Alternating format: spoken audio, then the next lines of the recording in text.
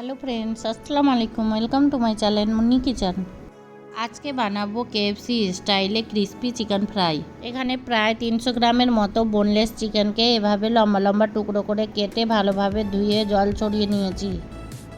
এবার চিকেনটা ম্যারিনেশন করে নিব। ম্যারিনেশন করার জন্য 1 চামচ আদা রসুন বাটা, স্বাদ মতো লবণ, 1 চামচ শুকনো লঙ্কার গুঁড়ো, হাফ চামচ জিরে গুঁড়ো, হাফ চামচ ধনে গুঁড়ো, 1/4 চামচ হলুদ গুঁড়ো, 1 চামচ গোলমরিচ গুঁড়ো, 1 চামচ সয়া সস, 1 চামচ টক দই, একটা ডিম ফাটিয়ে দিয়ে সব কিছু ভালোভাবে মাখিয়ে নেব।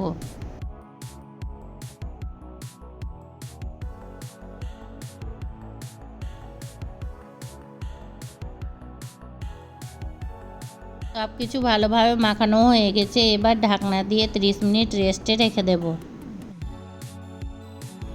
30 মিনিট পর দেখুন চিকেনটা কত সুন্দর হয়ে ম্যারিনেশন হয়ে গেছে।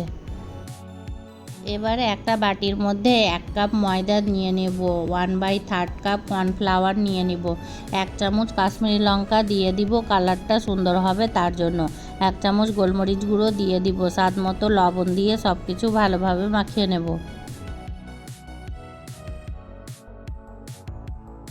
ময়দাটা ভালোভাবে মাখানো হয়ে গেছে এবং ফ্রিজের ঠান্ডা জল নিয়ে নিব। এবার চিকেনের টুকরোগুলো এভাবে ময়দার মধ্যে হাত দিয়ে চেপে চেপে ভালোভাবে কোটিং করে নেব।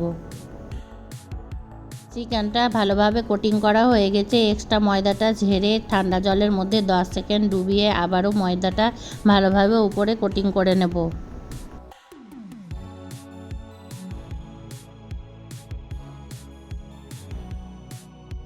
চিকেনটা ভালোভাবে কোটিং করা হয়েছে। যেভাবে আমি জোরে জোরে হাত দিয়ে চেপে চেপে করছি ওইভাবেই কোটিং করতে হবে। এবার চিকেনের এক্সট্রা ময়দাটা ঝেড়ে ফেলে দিতে হবে। দেখুন চিকেনে কতটা লেয়ার হয়েছে। চিকেনটা এভাবে রাখা যাবে না, ডাইরেক্ট আগে থেকে তেল গরম করে রাখতে হবে, তেলের মধ্যে দিয়ে দেব। একইভাবে সব চিকেন কোটিং করে এভাবে তেলের মধ্যে দিয়ে দেব।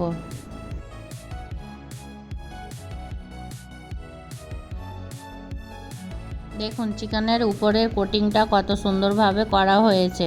মিডিয়াম টু হাই হিটে চিকেনগুলো ভেজে নেব।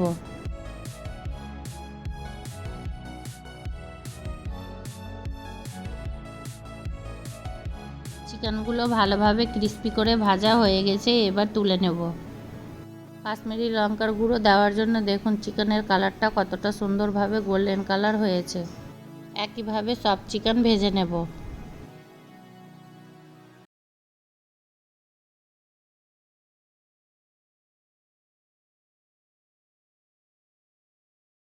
সবগুলো চিকেন ভাজা হয়ে গেছে।